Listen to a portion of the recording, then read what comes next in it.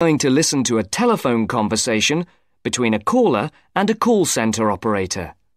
As you listen, complete the numbered spaces in the identification form in the book. First, you have some time to look at questions 1 to 5.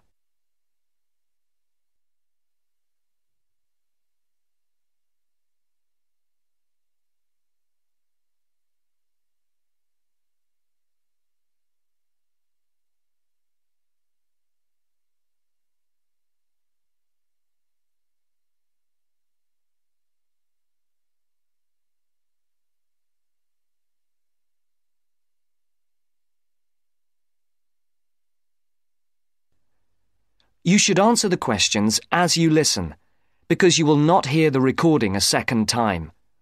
Listen carefully and answer questions 1 to 5. Platinum Card Service, Rebecca speaking. How may I help you? I've got a few problems with my credit card account. Okay. What is your credit card number? Let's see. It's here somewhere. Here it is. Can I just take the card number, please?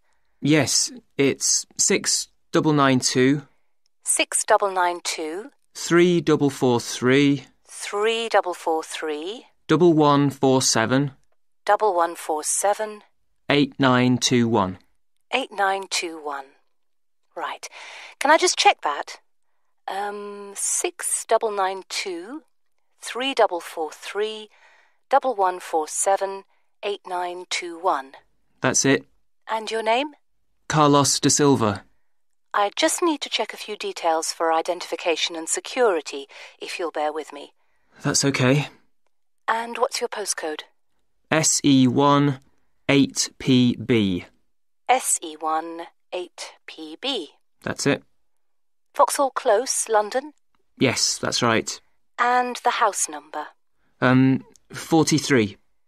And can you give me your date of birth? 13th of the 7th, 63. And one further check, if I may. Can you give me your mother's maiden name? Yes, it's Moore. Is that Moore?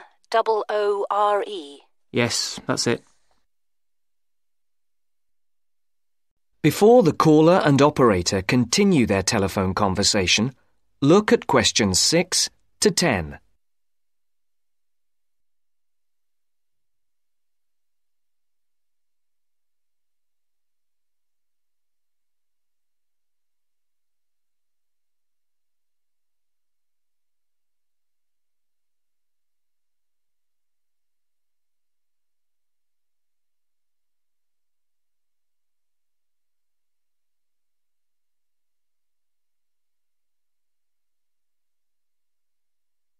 Now listen to the next part of the conversation and answer questions 6 to 10. For these questions, there are 3 alternatives: A, B, and C. Decide which alternative is the most suitable answer and circle the correct letter. Yes. Now, can we get on with this? Yes, sir, certainly. I'm sure you'll appreciate that all these checks are necessary for security reasons. So, what exactly is the problem? Problems? Okay. Well, first, your computer seems to have gone mad. I sent you £500 and on the statement for the account it shows that I only paid £300. Yes. The account does only show £300 was paid. Well, I paid the £500 in at the bank and I have my receipt, and my bank statement shows that £500 has been taken from my account. Oh, I see. What I'll do is check with the bank and see what they say. OK. You said there was something else? Yes, as if that wasn't enough. My account shows that £107.27 was paid to a company called Pan Express. I don't know who this is. Let's have a look. Well, it is genuine. I can assure you it's not mine. It was made on the evening of the 12th of May. Maybe it's a restaurant bill you forgot about? There's no way that... Oh, wait, hold on. Yes. Oh, it's okay. I've just realised what it is. It is a restaurant bill, The name of the company is different from the name of the restaurant. My mistake. I'm sorry. That's okay. Was there anything else? I don't know if I dare. What is it anyway? Well, it's, the amount of interest seems to have gone up. If you look at your statement for April, you'll see that the rate went down from 16.27% to 14.99% that month. Oh, yes, you're right. Was that everything? Yes, basically it is. Okay. And can you check my payment? Oh yes, I'll do it. Can I phone you back? I'll be at home for the next 2 hours. I have to leave at 11. Right. What's your number? 020 7989 7182. Hold on. 020 7979? No, it's 7989 and then 7182. So it's 020 7989 7182. Yes, that's it. Okay, I'll phone you straight back. Thanks. Bye. That is the end of part 1. You now have half a minute to check your answers.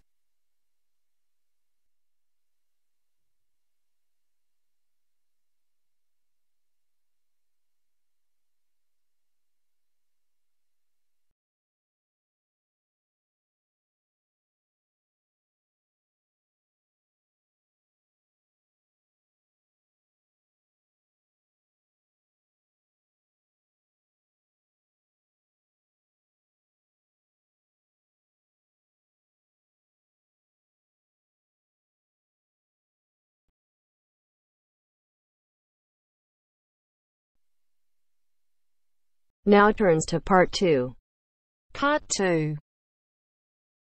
You will hear a library assistant talking about the library she works in. You now have 30 seconds to read questions 11 to 15.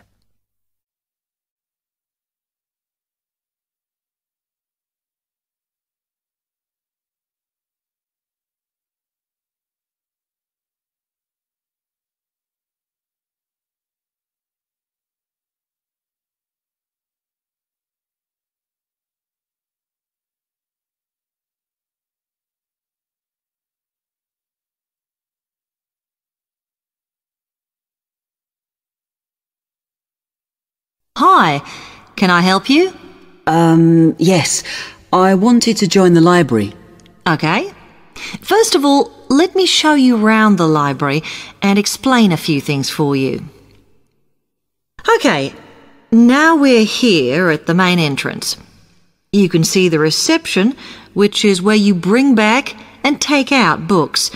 And also, we can order books and answer your questions there. Next to the reception, where you can see those old desks, is where we keep the magazines, because you can sit down and read there. They're divided into sections for sciences, geography, arts, etc. Then, at the back of the library, you can see the section for old books. Next to that is where the books proper start. That used to be the science section, but now on those shelves you'll find the art section. We had a big reorganisation in the summer, which I think has made it clearer. The numbering is standard, so you should be able to find what you want quite easily. However, if you can't find something, it probably means it's been borrowed. Okay, then in the corner next to the reference section is where we thought it was quietest and away from the phones and printers and things, so we've put the study desks there. They all have computer access if you need it for your laptop. We do ask that you don't just read magazines there, though.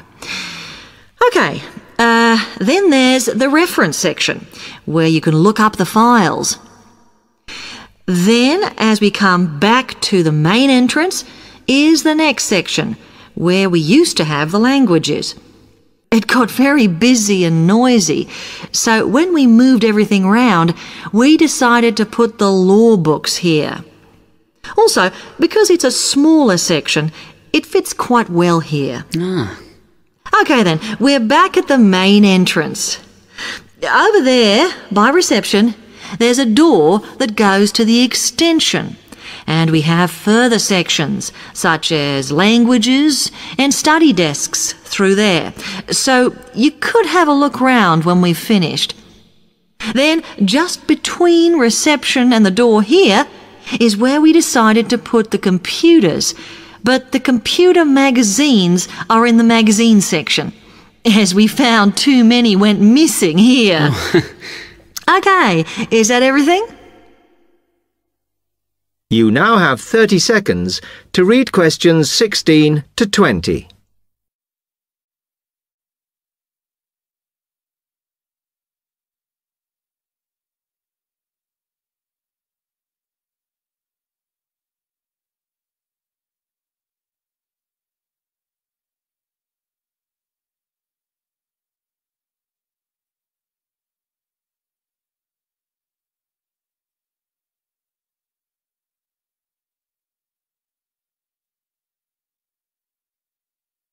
That's great, thanks.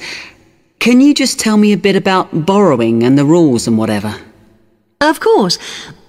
Over the last 2 months, we've been introducing a new system for this, and you can now take books out for 6 weeks. That's generally enough for most people. We usually get books back within 30 days. Of course, you may decide to renew the period. You used to have to come in to get the book stamped because we don't like doing it over the phone, as there's no record of it. But now you can do all that via email. If you do forget to renew, then we do make a charge, I'm afraid. That helps our costs, of course, but we do insist on it. The good news is that there is only one charge. I know some libraries charge £1 for 1 week and then it goes up with each week it's late. We ask for £1.50 as we think that's high enough to stop people being overdue. The other thing you may want to know is what you do about books that are not on the shelves. We do have a system for reserving them. All you have to do is fill in a yellow form behind those blue ones on the desk and give it to someone at reception. We'll let you know when it comes in. Also, sometimes you will need a journal article that we don't have but can get from other libraries. So we offer an ordering service if you need it. Now, if you'd like to fill in this form here.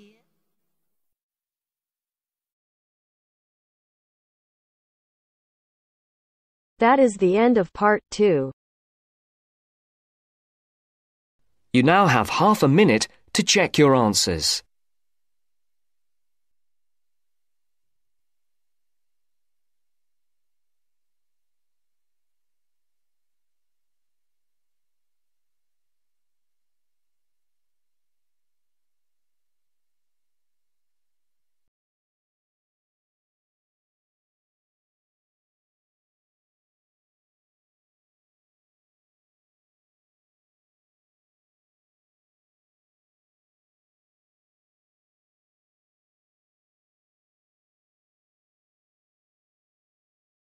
Now turns to part 3. Part 3. You will hear a business studies student called Sam talking to his tutor about an IT project he is going to do for a local company called Turner's. First, you have some time to look at questions 21 to 26.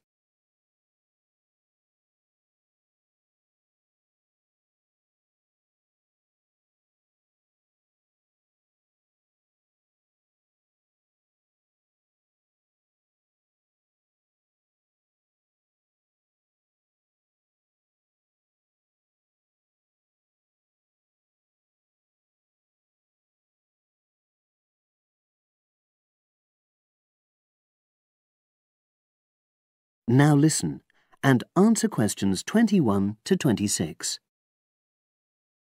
Hello, Sam. Come in and sit down. Thanks.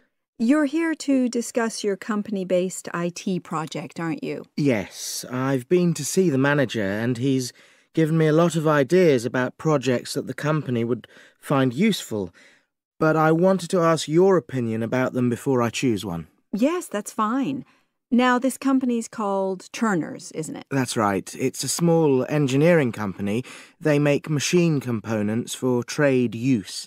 They're well established. They started in 1976, but they're a bit old-fashioned. Okay.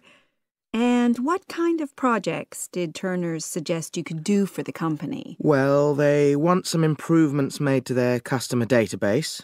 The one that they've got at the moment isn't very useful in some ways. I had a quick look at it. That would be a very straightforward project, and it'd be simple enough to evaluate, but I don't think you'd get enough out of a project like that. You wouldn't learn anything new. Well, another project they suggested is to do with their online sales catalogue. At the moment, customers can look at their products, but they can't actually order them online, which must affect their competitiveness. But I said I thought it would take too long. It's quite a big task. You're right. It's too much for the time you've got. It's a pity, though. Then they want some help with their payroll system. At the moment, the way they calculate pay involves a lot of manual accounting. I suggested they could have a system where employees register electronically when they arrive and leave work, so the hours they do could be transferred automatically. I think you'd get a lot out of a project like that. It would extend your skills, but it wouldn't be too much to take on. A student did something similar a couple of years ago, but this is slightly different. Well, then they need help with their stock inventory. They do everything manually. Really? Yes, and it takes so much time. It's probably very inaccurate, too.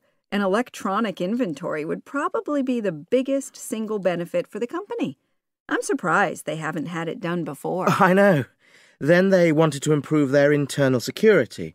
The manager had visited other companies where the staff use swipe cards to access various areas of the building. It sounded useful, but the trouble is I'm not really sure how to do it.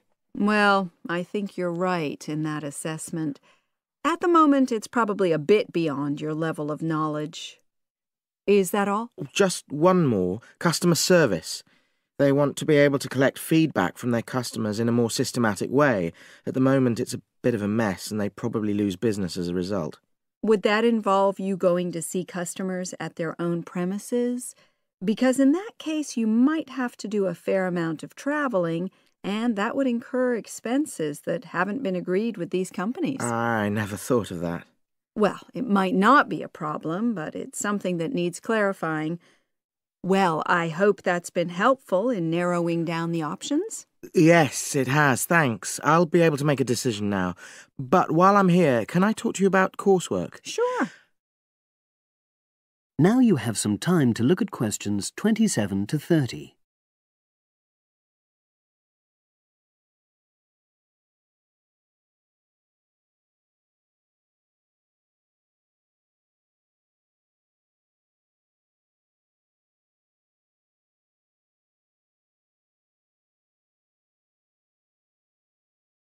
Now listen and answer questions 27 to 30. I'm not very happy about the way our group assignment is working. There are some problems. Oh dear. Are people just not getting on with each other? That's the worst thing. Actually, we're all friends. It's not that. But when we're having a discussion about the assignment, one or two people end up doing all the talking and the rest don't say anything. It's a bit frustrating because we need plenty of debate. Well, that's a common observation. You're studying in a group with people from all over the world, and you all have your own ways of participating. In some places, students are more used to listening than talking, and vice versa. I suppose you're right. I'll try to remember that. Does everyone pull their weight as far as sharing the workload is concerned? I'd say they do, yes. And our group elected a leader. She's very good at making sure no one's overloaded. But personally, I feel that there are just too many of us in the group. Whenever we try to arrange a meeting, there's always at least one person who can't make it. It's not anyone's fault, it's just that We've all got slightly different timetables. Well, I'm glad you've talked to me about it. Feedback is always useful. Is there anything else you're concerned about? There are a couple of problems with lecturers that all the students are talking about. Last semester we had negative feedback about the way lectures were organized. There were several occasions when the wrong room had been booked or the same room had been booked twice, that sort of thing. Is that still a problem? That hasn't happened at all as far as I know. Oh, good. It's sorted out then. But I don't know the reason, but some of the staff often turn up late, so we miss 10 or 15 minutes of our lecture time. It might be because they've been copying handouts for students. I think there's a queue for the machine sometimes. Well, I'll look into that. Thank you for telling me. Anything else? The other thing is that it can be very difficult to get to see a lecturer individually. They're all very supportive and friendly when you do manage to find them, but often they're not in their office, even at times when they're meant to be available for consultation. Okay, that's helpful. Now, before you leave, That is the end of part 3. You now have half a minute to check your answers.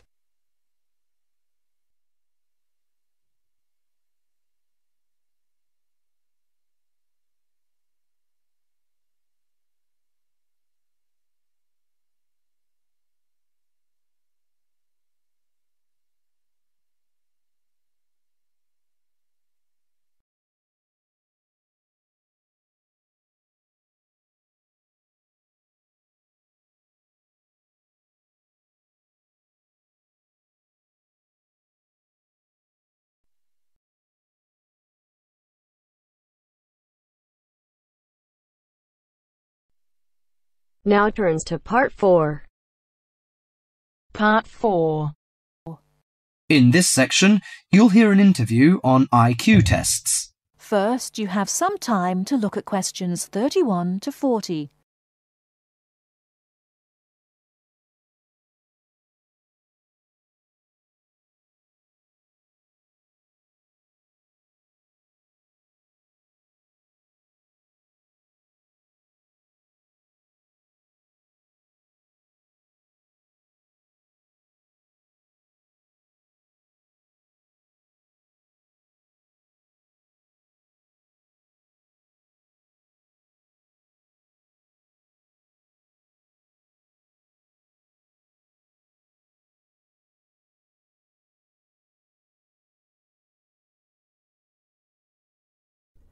Now, listen carefully and answer questions 31 to 40.